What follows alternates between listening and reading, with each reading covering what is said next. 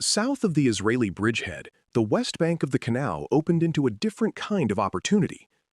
North, toward Ismailia, Ariel Sharon's division had found thick fields, canals, villages, and stubborn Egyptian resistance that slowed every mile.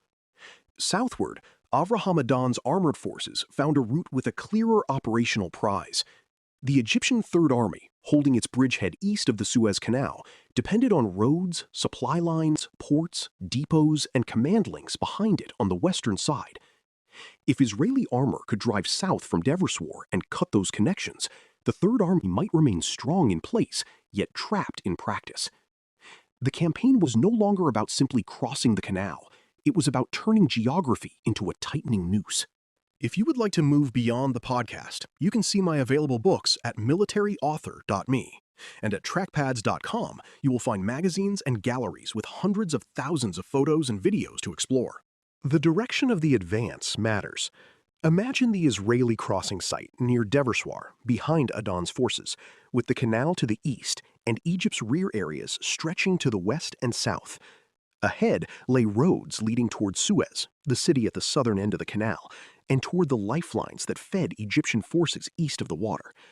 The Egyptian Third Army had crossed successfully during Operation Butter and still held ground in Sinai. But a force across a canal needs constant nourishment. It needs ammunition, fuel, water, replacement parts, food, medical evacuation, communications, and the ability to move orders and reserves. A tank brigade can look powerful on a map while its supply arteries remain open. Cut those arteries, and power begins to turn into weight. Adan's push south therefore carried a different logic from the earlier Israeli attacks in Sinai. In the opening days, Israeli tanks had charged toward Egyptian bridgeheads and bled against prepared infantry, missiles, and artillery. On the 14th of October, Israeli armor had regained confidence by destroying Egyptian tanks that had moved into the open. Now the mission was neither a blind counterattack nor a pure defensive ambush. It was exploitation after a crossing. Tanks, infantry, engineers, artillery, reconnaissance, and supply units had to move through the enemy's rear quickly enough to unhinge the canal front, but carefully enough not to outrun the bridges and routes behind them. Every mile south increased the threat to Egypt. Every mile also lengthened Israel's own lifeline back to Deversoir. The first targets were not glamorous. Israeli forces attacked surface-to-air missile sites, artillery positions, command locations, and road junctions, the pieces of the Egyptian system that had made the early canal victory so formidable. A missile launcher is not as dramatic as an enemy tank in the sights, but destroying or overrunning it could change the sky. Egyptian air defenses had limited Israeli air power throughout the opening phase of the war. Now, with Israeli armor west of the canal, parts of that shield could be approached from unexpected directions. Crews, radars, support vehicles, and launchers that had been positioned to protect the canal front suddenly had to worry about tanks appearing from behind or from the flank. The umbrella was not collapsing everywhere at once, but it was being torn at its edges. The ground south of Deversoir gave Israeli armor more room than the northern route toward Ismailia, but it was not empty.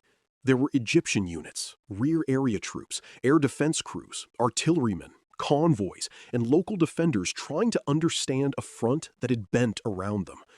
There were also roads whose importance grew with every hour. Roads that had once been simple lines of supply now became avenues of attack, escape, interruption, and encirclement. An armored column moving fast could seize a junction and change the fate of units miles away. An Egyptian convoy delayed at the wrong place could leave troops east of the canal short of what they needed. Mechanized war often turns distance into decision, and in this phase, the distances south of Deversoir began to work for Israel. For Egyptian commanders, the danger was becoming painfully clear. Their opening plan had faced east, towards Sinai, where Israeli armor was expected to counterattack. Their air defense network, artillery, bridges, and supply arrangements had been built around sustaining the armies across the canal. But Israeli forces were now on the west bank, moving against the machinery behind the front. The Third Army soldiers east of the canal could still fight. They were not defeated simply because Israeli tanks were driving south behind them. Yet a force can be tactically intact and operationally endangered at the same time. That distinction is crucial. The Third Army's problem was not immediate disappearance. It was the growing possibility that its connection to water, fuel, ammunition, and higher command might be severed. Adan's armored troops moved with a sense that the war had finally become mobile again. After the shock of Egyptian missiles, after the night fighting around Chinese farm, after bridges and roads had nearly strangled the countercrossing at birth, Israeli tank crews could now use speed in a way that made operational sense. They were not charging into Egypt's prepared anti-tank belt on the East Bank. They were driving against rear systems, isolated positions, and routes that mattered more than their outward appearance suggested. This is where the tank's old strengths returned in a modern form. Mobility, firepower, and radios allowed Israeli units to move quickly from one pressure point to another. But those strengths mattered because engineers had bridged the canal, and logistics kept enough fuel and ammunition moving behind them. The Egyptian response had to be improvised under terrible pressure. Some units fought where they stood, others tried to block roads, protect missile batteries, or keep supply lines functioning. Egyptian aircraft and artillery still posed danger, and Israeli units could not assume that every rear area position would crumble. But the psychological burden had shifted. In the opening days, Israel had reacted to Egypt's carefully prepared surprise. Now Egypt had to react to an Israeli move that threatened the structure behind its success. Commanders had to decide whether to defend West Bank positions, reinforce the Third Army, strike the Israeli corridor at Deversoir, or preserve the East Bank bridgeheads that still carried enormous political meaning. The more decisions the Israeli advance forced, the more valuable the advance became. The drive south also showed how encirclement in modern war is not always a dramatic ring of tanks closing visibly around an enemy. Sometimes it begins with a road cut here, a supply convoy stopped there, an artillery position overrun, a headquarters forced to move, a bridge threatened, and a port brought under pressure. The noose forms from interrupted functions before it appears as a line on a map. The Egyptian Third Army did not have to be surrounded by a perfect wall of Israeli steel to be in grave danger. It had to be denied reliable access to the things that kept it alive. In desert war, water alone could become decisive. Fuel mattered for tanks and trucks, but water mattered for every soldier, wounded man, mechanic, and gun crew. As Adan's forces pushed closer to Suez, the city's name began to acquire a hard edge. Suez was not only a place at the southern mouth of the canal, it was a port, a road hub, and a symbol of control over the southern end of the waterway. To reach toward it was to threaten the Third Army's rear and the routes connecting the canal front to the rest of Egypt. Yet cities are dangerous promises for armored troops. From a distance, a city can look like the final point that completes an arrow. Up close, it becomes streets, buildings, civilians, alleys, rooftops, ambush sites, and lines of fire that tanks cannot easily dominate. The drive south created the conditions for the next battle, but it did not guarantee that armored momentum would survive inside urban ground. The men inside the Israeli tanks and half-tracks were moving through a strange mixture of triumph and exposure. They had crossed into Egypt, struck at rear positions, and watched the operational balance shift. But every crew understood, in practical ways, that momentum has needs. Engines overheated, tracks wore down, fuel ran low, ammunition had to be counted, and wounded men had to be moved back through the same bridge system that brought the army forward. A tank force advancing behind enemy lines can seem terrifying to the enemy and fragile to itself at the same time. The farther it drives, the more it depends on discipline behind it.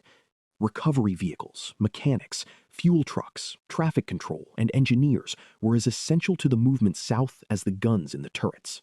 For Egyptian soldiers of the Third Army, the tightening danger must have been unevenly understood. Some men on the East Bank were still facing Israeli troops across the Sinai battlefield, holding positions won in the first days of the war. They could look at the ground immediately around them and see an army still in place. But behind them, the lines that made their position sustainable were being threatened. This is one of the cruelest experiences an army can face, to be strong where it stands, while becoming vulnerable in the spaces it cannot see. The Third Army's situation would soon become not merely a military problem, but a diplomatic crisis, because a trapped force of that size could draw in governments far beyond the battlefield. South to Suez matters because it shows Israeli operational recovery at its most consequential. The countercrossing at Deversoir had been audacious, but audacity mattered only because it led to exploitation. Adan's drive south turned a bridgehead into leverage. By attacking air defenses, artillery, roads, and supply lines, Israeli armor made Egypt's East Bank success increasingly difficult to sustain. This was not a simple reversal in which one side's victory became the other side's victory overnight. Egypt had already achieved the political shock of crossing the canal and breaking the post-1967 deadlock. Israel had now achieved something different. It had regained the battlefield initiative and placed an Egyptian army in jeopardy. Both facts were true, and the tension between them would define the war's ending. By the time Israeli forces neared Suez, the campaign had entered its final harsh turn. The canal that had begun the war as Egypt's bridge into Sinai had become Israel's bridge into Egypt. The roads south of Deversoir, once part of the rear of the Egyptian front, had become instruments of encirclement. The Third Army was not yet a story of surrender or rescue, but the pressure around it was tightening with every cut route and every Israeli position pushed farther south. Ahead lay Suez City, where armored confidence would meet the brutal limits of urban combat. For now, the meaning of the southern drive was clear enough. Geography had changed sides. The road to Suez was becoming a noose, and the army that had crossed the canal so triumphantly was beginning to feel the canal behind it like a locked door. You've been listening to Famous Tank Battles. These battles were never just about machines. They were about doctrine, terrain, firepower, logistics, and the hard problem of turning shock into victory. For more military history writing and books, visit militaryauthor.me. And for magazines, podcasts, and a massive archive of military photos and video, visit trackpads.com. Thanks for listening.